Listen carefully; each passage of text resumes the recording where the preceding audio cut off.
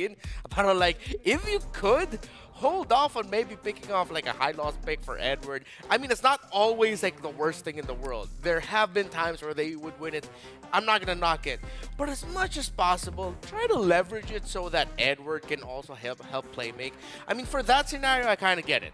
They knew that they were getting the Fanny, so they thought, okay, we need a stable EXP laner that can hold out the lane. We need one anchor. But then your opposing EXP laner, their job is to piss off your jungler. So your anchor isn't pretty much doing any anchoring because the purple side at the center of the map is getting screwed over. Wait. And he's just stuck in lane. And he's just stuck in lane, yeah. Wait. Wasn't Renegade an XP laner before? Yeah, he was. All right, it's time for Edward to become a roamer. He needs to be a playmaker, and it's time for Renegade to go back to XP. Yeah, I mean, before they used to juggle like playing around like Khalid or Gato Cachuel. Sometimes it'll be Edward Khalid. Gato ESP is still good. Yeah, Edward plays it from time to time. Yeah, like. But it's not that. It's not that kind of playmaker. Factor. Yeah, I mean, but it's a little bit better than. It's way better than the high lows for Edward. If ever you play make late, it's Renegade as a Khalid getting the information, and then you get Edward as a Gato Cachuel doing the follow-up, and then maybe you save the Raging Sandstorm for a late set to turn things around. And I'm saying these things because we've seen it so many times before when they would juggle those two heroes. Time to drop the beat of the flag. The Joy Band this time. They've swapped sides, so yeah.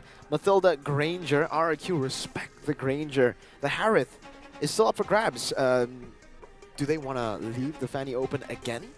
Is this a statement from RRQ saying we're not scared of the Fanny here? They don't care. Yeah, honestly, I don't think that they care about it at all. It didn't. Oh, they have to ban Juicin. They have to. All right. Wait, so there's Harith and Juicin. Yeah. Juicin definitely takes priority. Yeah, definitely. I think that's definitely first pick prio, especially considering the Eve's already been banned out. Oh my! They don't. They leave the Juicin. They open in either or. Yeah. Is this because they want to go Farsa? So technically they have a not Eve. Yeah, not Eve. Like, I think artillery mage is what you're looking for. Definitely not Eve. But I like not Eve. Not Eve. And if it's Farsa, not. Oh wait, if it's Eve, it's not Farsa. Yeah, exact. Boom. There you go.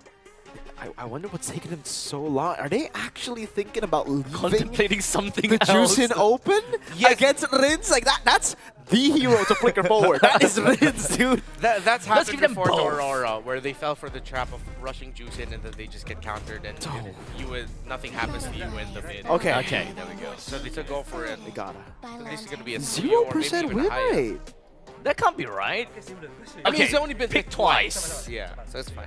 And I think those are only numbers for challenge season. Open finals. Or no time check. Oh wait, no, that's including challenge season. That was everything. Yeah, because it said 17 times picked. 17 banned. Oh, banned. Banned. Oh wait, no, then that's just for challenge finals. Then. Oh, okay. So do you go? Yeah, Haratsuyo, or do you wait for the jungler later? You can pick the jungler a little bit later and you can consider high. Actually, go Haratsuyo. Yeah. Haratsuyo is a good, very good pick to go for here. To trade it over for one Juicin. Aurora. Now, the question is, did they get a high prio roamer to help with the Juicin? Like, let's say a Cho again? Or... The Jawhead is still good, considering if you're going to be playing around with a Juicin. Do you want to blind pick the Jawhead into whatever RRQ are planning? If that's the case, they can still pick up a Ruby again, man. Yeah. I wouldn't mind rushing the Ruby like fourth if ever RORA don't ban it. I mean, they probably won't because there's other priorities. I think for RRQ, they're kind of forced to pick up the artillery mage. Oh, that's the Julian. Oh, yes. They still go for the Cho, but the Julian makes his debut in the challenge finals for Stream A. Yeah. Yeah. But it was Aurora who played it earlier too. Okay, in the jungle. Let me double. Yes. Because folks, in the ranked games, this is a very popular pick in the XP now with the Rose Gold and Windtalker build. It's like a hybrid physical damage, but it's more of just helping the shielding and attack speed. Auto-attacking. Yeah. It's a right-click build. Yeah. What's the fun in all of that, right? Yeah, you got to deal damage with the abilities, man. And RRQ though, they're kind of forced to pick the artillery mage here, right? Because if not, it's gonna be banned out. Like the Sicilian, the Farsa, probably is gonna be banned out by the Not Eve and the Not Xavier. They go for the Hylos, so okay. I guess at least it's not in the hands of Edward. I'm gonna say now, hopefully Aurora bans the Valentina so that they can pick Edith later. At this point in time, do you really want to give RRQ Hoshi like both the high loss and the what's that again, Hilda? Oh, the Hilda's banned out. Is it already banned? Okay. The That's fine. only other double revitalize you can pair with it is the Got Valerie. Oh no, yeah, got that. Yeah, got that. I don't think it's the best pick though, Gatot against Yeah. the Julian and the Juicin. It's not a good time for the Gatot. Moskov gets banned away. A Blink hero. Harith can get beaten up by heroes like the Moskov, the Claude, the heroes that can actually blink away from the Synchro Fission. So that's a counter pick ban for the side of RRQ, respecting also Dolmeng's power on the Moskov. If they're banning out Aurora, are they considering Phobius for Edward? That's interesting, yeah. I would definitely... I'll say, yeah. I guess because Aurora has been a way for RRQ to actually deal with the Juicin. And MPL Indonesia, it was also the Aurora pick that RRQ really liked to utilize the poke. It's not Eve, like the first skill technically. Yeah. It just takes a bit longer for the... Oh. Also, they would pick the Aurora as their version of a response to a Juicin. Ah, I see. Personally, I would say that RRQ Hoshi would probably want to have a Phobius for themselves as well and just kind of put the Hylos over to roam. Yeah, they could. They could definitely do that. Yeah, the Phobius fits with RRQ. There's high-lows already to add in mobility, so you can actually even go for Vengeance. Yeah. Vengeance on the Hylos? Phobius. Phobius, okay. Well, also one of the rarely used tricks up the bag of Aurora is to put Edward in as the Cho. That's literally only happened once in the past 4 months, though, from what I remember. Almost always it goes to the hands of Renegade. Are we talking about damage Cho or still just typical tank Cho? Tank Cho. Tank It's like, he's just there to kick. Sort of Okay. like how Kirk plays it. Okay, fair. Yeah. And Okay. then they just pick up a different roamer, usually like a Khalid. Oh, there you go. Finally. Sicilian. Finally. Yeah. But that's, is it, oh, okay, crap, that's a lot of magic damage from RRQ Hoshi. Yeah, there is. But they already have a Suyo. That's why the Suyo is crucial for a composition like this. You need to pick up the Suyo early. That's why they first picked it. The Sicilian is great. I think having the Harith in your composition means that you also have a gold laner that can be online very, very quick, right? It's not like a super late game pick. He gets online quite early. You already have a Suyo and Hylo, so everything sets up really well for the Sicilian. Yeah. And it's already a good matchup too. Yeah. They're a great combination. They synergize well. You're just dealing with so much magic damage. I think whatever they're gonna pick for their EXP, they need to rush magic defense items. So it is the focus, but it's the carry. Okay.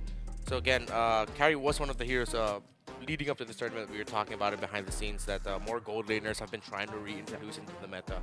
Carry is a very good pick against the Harith too, by the way. It's similar to the Moskov and the Claude, where your dash is so fast that it kinda is, it's almost a blink. You get away from the Synchro Fission quite easily, so yeah, you can react to the Synchro Fission, dodge away, and beat the Harith. Are we still looking at Brave Smite carry? Is that still a thing? No. It's different It's It's just dead back now. to the QC, Quantum Okay. Charge, it's Okay. normal build, no hybrid tank build. That was broken. Yeah, that was so busted. That was unfun. Oh, they go for the Oh. glue to split and escape from, yeah, the carry damage. Okay, I like it. Yeah, they got prio everywhere. Glue is also good against the Phobius. Dude, those are two games in a row, just fantastic drafts by Coach Ketscute and the W staff. Cube, man. Those are My so... goat. These drafts have been crazy from RRQ Hoshi. Even against Evo's Holy, he was like the drafts were good. Yeah, I yeah. love the drafts. The final tap of the glue. That has been that happened twice already, and we definitely can expect quite a bit of impact coming in. And this, ladies and gentlemen, game 2 between RRQ Hoshi and Aurora. Back in the Land of Dawn again, we have a couple of heroes that finally made their debut. We haven't seen quite a bit of these heroes. In fact, I think Juicin being leaked out is definitely one of the crucial thing. Well, in the meantime, we also have got Julian popping by. So I'm super excited to see how this game is gonna be like. Oh, let's not forget about Sicilian. Let's go in, Land of Dawn, let's go. Love and Night. Sicilian makes his debut on Stream A. Let's see if that will actually grant RRQ Hoshi the first match win, or perhaps will Aurora grab their first point in the Challenge Finals. Currently standing at a 0-2 record. It's 0-3 with RRQ winning game number 1. Let it be on the record that when Mirko said love and night, he looked deeply into my eyes when he said love. I don't know what that means, but you know what? I'm okay with it. You know exactly what that means. I'm very comfortable right now. RRQ Hoshi with the Glue last pick. Let's see if they can replicate what the LID did and just zone out. But right now, US is carrying E-Dog. Oh my goodness, another bad piece should do it. No, he's good. All right, okay, he fine, gets away. Gets quelled, shot, Sanguine Claw. And also on top of that, a horse walks up to him. So many things thrown at you with there. Good thing he was able to get away. But yeah, one of the things you really feel as a high loss when you're up against a Juicing in the mid lane, you are just constantly gonna get lifted up, slammed down over and over again. But then it's gonna be up to your mid laner to help you out. Two Purifies again on the side of RRQ Hoshi, so that's not going to be a straightforward approach for Renegade to get a pick off.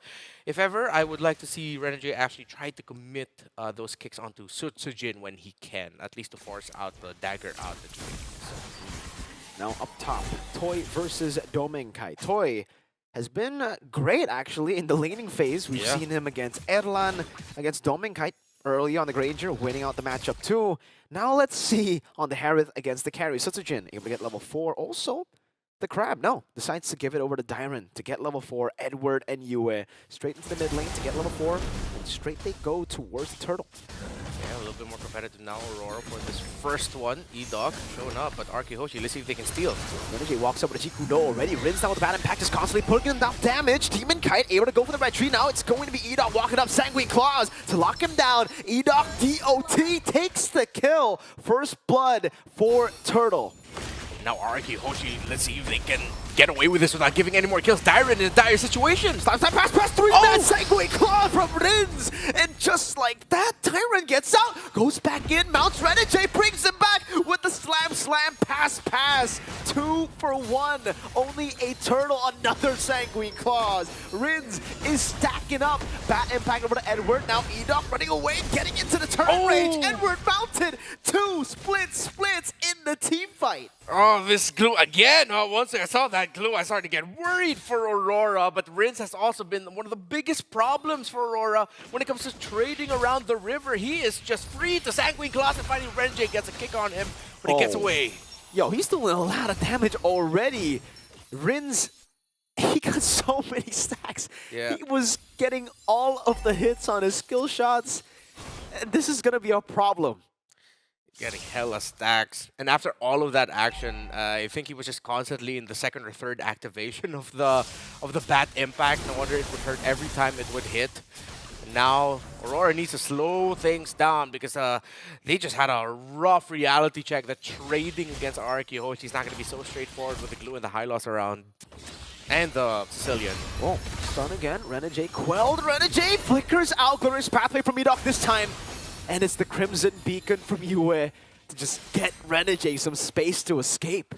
Good chains there by Demon Kite to actually immobilize Sutsujin and E-Dog. They could have continued marching forward, try to get kills, but it was stopped by the jungler of Aurora. Again, the more I try to think about the possibilities here, it just looks like it's going to be the glue and the high loss buying so much time for the Sicilian to be untouchable. E-Dog lifted up. Chains put down by Demon Kite. Turtle started. Will be reset again. Both teams hovering for control. Okay. No one's giving a clear angle right now. Someone needs to clear that mid lane minion wave, but no one wants to. They're just focusing on the turtle.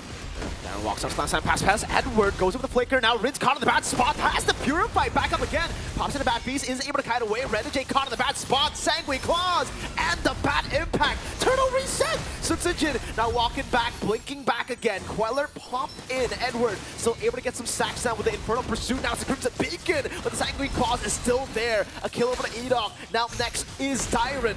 Split, getting him out. Bouncing down onto Edward. Rins not hitting the bad impact, but still it's a kill to RRQ.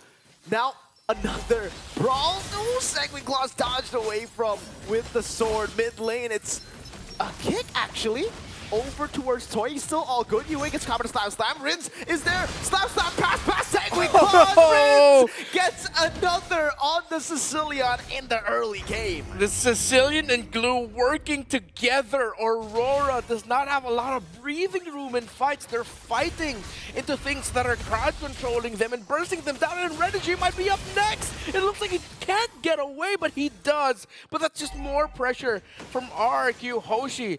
That's why leading up to that turtle, I said someone needs to clear that mid lane minion wave. No one wanted to, and it ended up, after that long sequence, imagine, Aurora potentially could have had minions marching into that mid tower and damage onto that mid tower. Except what happened was no one cleared it. It was Toy who actually cleared the middle minion wave. He got the push. Renji with a kick. It's another fight. Okay, it's Tyrant, caught in the midst of it all. Demon Knight still able to shred him down. Toy escaping from his Von Force. Now it's E-Dog isolated, all alone, taken down. And for RRQ, they're like, all right, 2 frontliners will get the mid turret, will shove in bot, and Rins will just continue to stack. So now Aurora will have to sacrifice some macro to win some micro wins, get it from the skirmishes.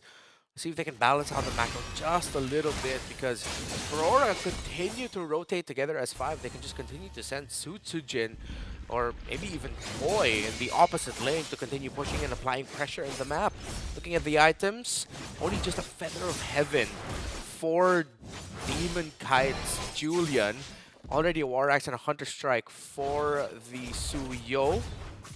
And no big damage items yet for either of the mages. Well, you do have the glowing wand there, and plus a good amount of mana on the Sicilian and stack, so he's solved. Just the elegant gem, right? Man, Yeah. Toy up top, tier 2 for free.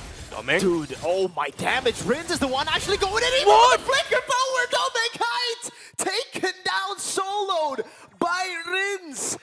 He tried to risk it. He thought he'd just have the damage or maybe whatever sense of regen he could have to take down or trade against the Sicilian. But the Bat's Feast was just too much. The constant damage coming out, even though he was close range, the Bat's Feast hurt, and it was healing up Rins. Now it's free. Again, 3 turtles. Or no, that's the 3rd turtle. 2nd turtle for RRQ Hoshi.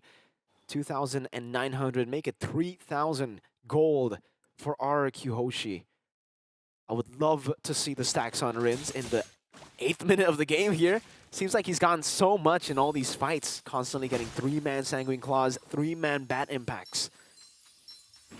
Aurora, what else can they do to turn things around? I mean, their sources of damage mean that even at the 5k deficit, there is a chance for them to turn things around with true damage coming in from the carry. The burst from the Julian will always hurt. That damage. And of course, Edward can continue. Renji with a kick! Oh no, but it's only on the Tyrant. Goes and stops that pass, blinding them in the back into the stun. Sutsujin finding 3. Now again, it's Yue locking Tyrant up. Now it's Ida walking forward. Sanguine Claws not connecting. Rin still going for the Bat Impact though. Doesn't find its mark. But RRQ, they just out-sustained the damage and came in very late with Rins. Now it's just poke after poke from Rins. Bro, Tyrant's just been a straight-up menace against Aurora. Wow. That single glue pick, how it's meshing so well with the Sicilian. It's just devastating. Every time they see that glue, there's always a positive net trade for RRQ Hoshi. It's looking bleak here for Aurora. They get a kick. Ida falls.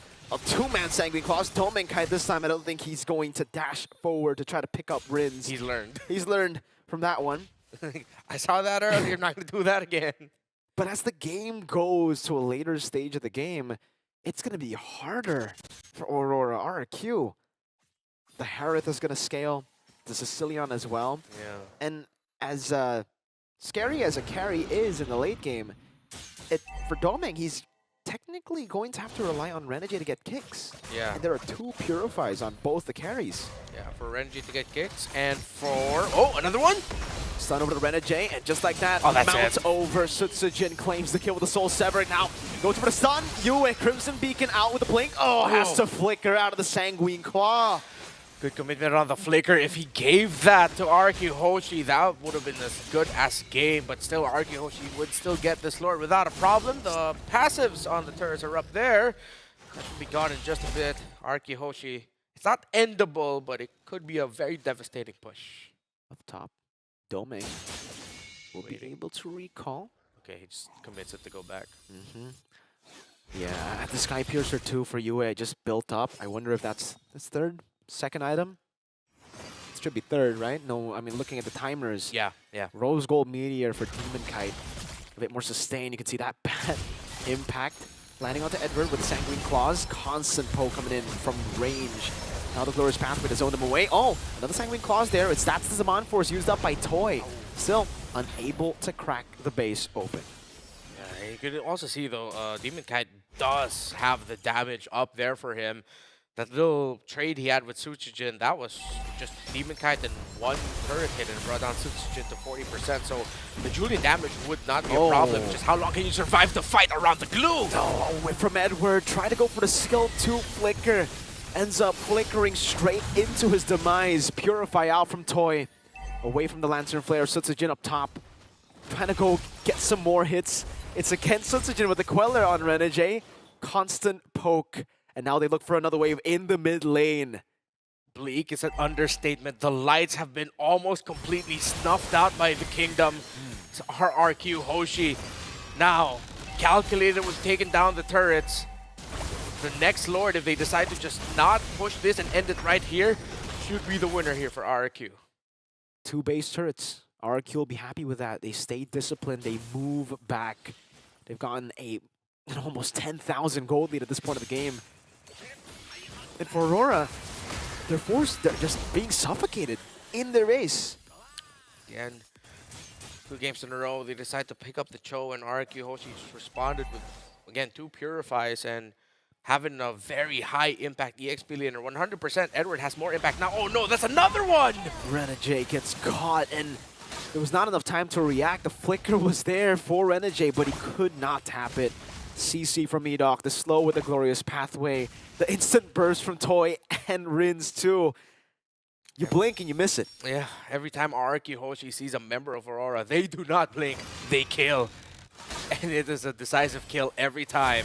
No roamer, no pick, just a Phovius, but Renegade's about to come back. Let's see if RRQ Hoshi will continue or wait for the next Lord. Looks like they're waiting. Dyron walking up, brought back with a Lantern Flare again. Dyron pops in the split. Doming deals some damage. Oh, actually, Crimson peeking forward, going for it. Renegade finding the kick as well. That's going to be Edok taken down. Doming Kite able to melt him down, but now it's Toy with the Zaman Force, picking 2 up. Only the Kites left to defend. Kited down, bad impact to take him out. That's a flicker forward from RRQ as they end the series 2-0. That was an amazing push, actually, coming from the side of Aurora, but at one point in time, they managed to take Edok down, but that was actually all just but a bait. The great Kai